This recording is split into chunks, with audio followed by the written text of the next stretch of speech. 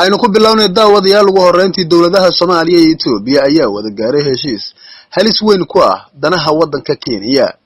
Madaxda labada dowladood ee Soomaaliya iyo Itoobiya ayaa wada gaaray heshiis hordhac ah oo ku saabsan iskaashi cusub oo dhinacyada ay ka wada yeeshaan dhanka dhaqaalaha kaas oo laga soo weecinayo dowladda Kenya. Waxaana heshiiskan gaaray madaxda labada dowladood. Qorshaha laba geesoodka ee u dhaxeeya dowladaha Soomaaliya iyo Itoobiya ayaa waxa ugu muhiimsan sidii looga faa'iideysan lahaa xayiraadda uu sababay xanuunka corona kaas oo gundhig u noqday in la joojiyo qaadkii laga keeni jiray wadanka Kenya kadib markii dowladda federaalka Soomaaliya xayiraad ay ku soo rogtay diyaaradaha caalamiga ah marka laga reebo kuwa sida gargaarka degdega ah iyo diyaaradda Ethiopian Airlines oo iyadu dalka meesha ay rabto haatan u gooshta. Dowladda Itoobiya waxay ku guuleysatay in dowladda federaalka Soomaaliya ay ka dhaadhiciso in gebi ahaanba Soomaaliya laga joojiyo qaadkii ay ka iman jiray wadanka Kenya inta ay xayiraadda socoto iyo marka laga qaado xayiraadda caalamiga ah Soomaaliya ee sababtay ka hortagga caabuqa corona. Tallaabadaasi oo labada xukuumadood ee Addis Ababa iyo Muqdisho ay uga golan yihiin dagaal dhaqaale oo toos ah oo lagu curiyaaminayo xukuumadda Nairobi oo faa'iidada ugu badan ka heli jirtay ka ganacsiga qaadka ee suuqyada Soomaaliya. Inkastoo dunida dagaal ba'an hadda ay kula jirto la tacaalidda caabuqa dilaaga ah ee coronavirus isla markaana isku socodka caalamka ee bad bari iyo cirba la joojiyay ayaa weli waxaa suuqyada Soomaaliya qaarkood laga helaa qaadkaas oo weliba lagu kala iibsado qiimo aad uga hooseeya sicirkii lagu kala iibsanayo toddobaad ka hor. Markii aan u dhabagalnay halka qaadkan uu ka soo gala magaalada Muqdisho caasimadda Soomaaliya ayaa waxa ganacsatada qaarkood ay noo xaqiijiyeen in qaadkan laga keeno wadanka Itoobiya isla markaana ay soo daabasho diyaaradda Ethiopian Airlines oo xilligan saddex ka mid ah shaqaalaha shirkadda diyuuradaha Ethiopian Airlines laga helay cudurka coronavirus sida uu sheegay madaxa shirkadda diyuuradaha Ethiopian Airlines Tawlad Gabramaria. Madaxa shirkadda Tawlad Gabramaria ayaa waxa intaas uu ku diray in shaqaalaha cudurkan laga helay ay ku jiraan daryeel caafimaad laguna karantiilayo goob u gaar ah shaqaalahooda oo ay sharciyeysay wasaaradda caafimaadka xukuumadda Addis Ababa. Arrintan ayaa ku soo beegmaysa xilli shirkadda Ethiopian Airlines ay tahay shirkadda kaliya ee xilligan duulimaad ka samaysa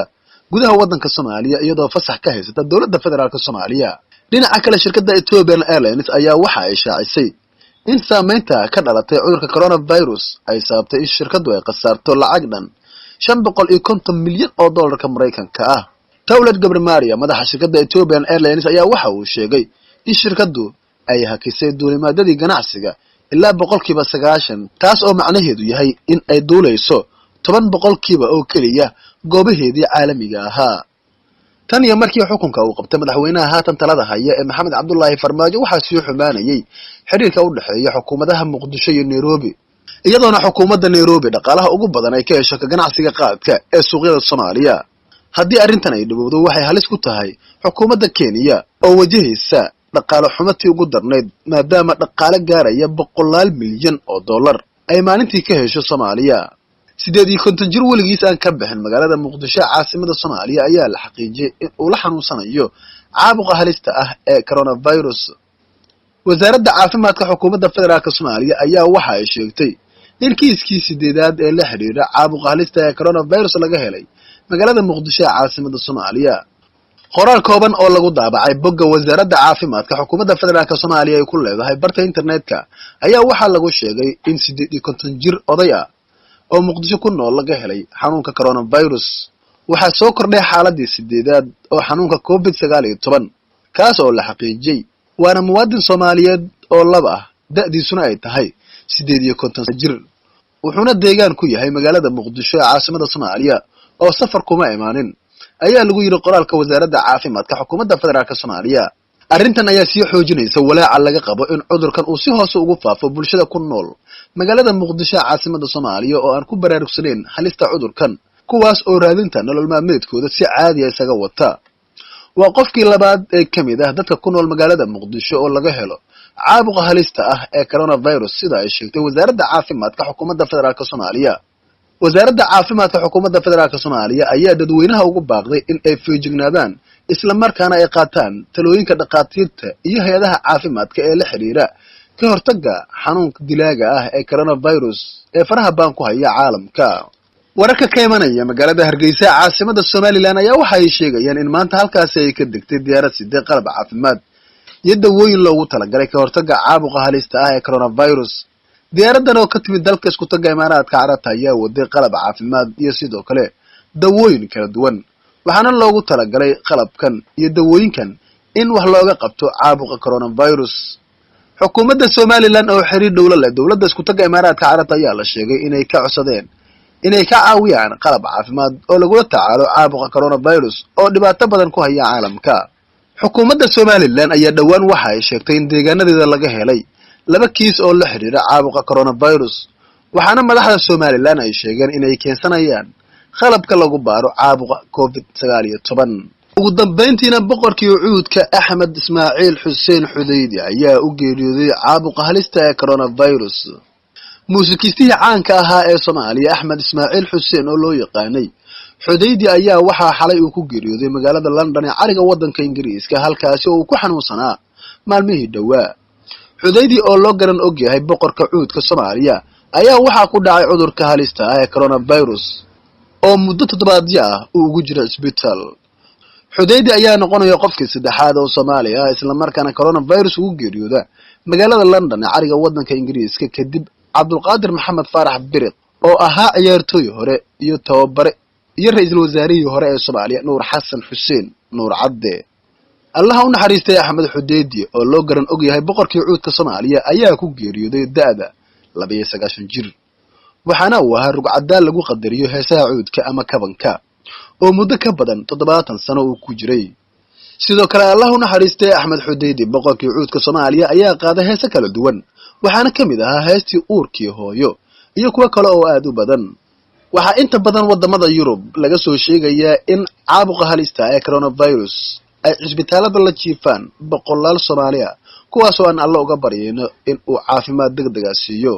dawladaha Soomaaliya iyo Itoobiya ayaa wada gaaray heshiis halis weyn ku ah danaha waddanka Kenya. madaxda labada dawladood ee Soomaaliya iyo Itoobiya ayaa wada gaaray heshiis hordhac ah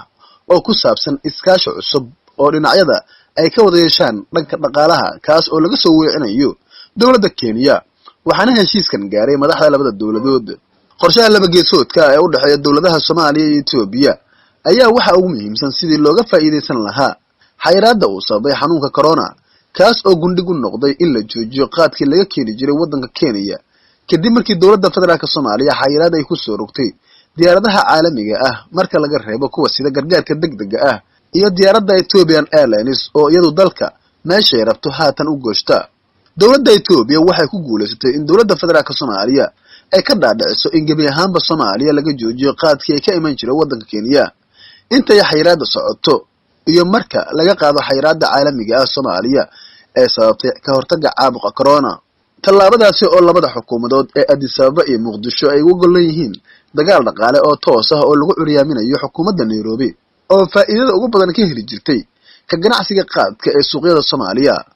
inkastoo dunida dagaal ba'an hadda ay kula jirto la tacaalidda caabuqa dilaaga ah ee coronavirus isla markaana isku socodka caalamka ee bad bari iyo cirba la joojiyay ayaa weli waxaa suuqyada Soomaaliya qaarkood laga helaa qaadkaas oo weliba lagu kala iibsado qiimo aad uga hooseeya sicirkii lagu kala iibsanayo toddobaad ka hor. markii aan u dhabagalnay halka qaadkan uu ka soo gala magaalada Muqdisho caasimada Soomaaliya ayaa waxa ganacsatada qaarkood ay noo xaqiijiyeen in qaadkan laga keeno waddanka Itoobiya isla markaana ay soo daabasho diyaaradda Ethiopian Airlines oo xilligan 3 ka mid ah shaqaalaha shirkadda diyuuradaha Ethiopian Airlines laga helay cudurka coronavirus sida uu sheegay madaxa shirkadda diyuuradaha Ethiopian Airlines Tawlad Gabramaria. madaxa shirkadda Tawlad Gabramaria ayaa waxa intaas uu ku diray in shaqaalaha cudurkan laga helay ay ku jiraan daryeel caafimaad laguna karantiilayo goob u gaar ah shaqaalahooda oo ay sharciyeysay wasaaradda caafimaadka xukuumadda Addis Ababa. arrintan ayaa ku soo beegmaysa xilli shirkadda Ethiopian Airlines ay tahay shirkadda kaliya ee xilligan duulimaad ka samaysa gudaha waddanka Soomaaliya iyadoo fasax ka haysata dawladda federaalka Soomaaliya. dhinaca kale shirkadda Ethiopian Airlines ayaa waxa ay shaacisay in saameynta ka dhalatay cudurka coronavirus ay sababtay in shirkaddu ay qasaarto lacag dhan $550 milyan oo dollarka Mareykanka ah. Tawlad Gabramaria madaxa shirkadda Ethiopian Airlines ayaa waxa uu sheegay in shirkaddu ay hakisay duulimaadadii ganacsiga ilaa 90% taas oo macnaheedu yahay in ay duuleyso 10% oo kaliya goobaheedii caalamiga ahaa. tan iyo markii xukunka uu qabtay madaxweynaha haatan talada haya ee Maxamed Cabdullaahi Farmaajo waxaa sii xumaanayay xiriirka u dhaxeeya xukuumadaha Muqdisho iyo Nairobi.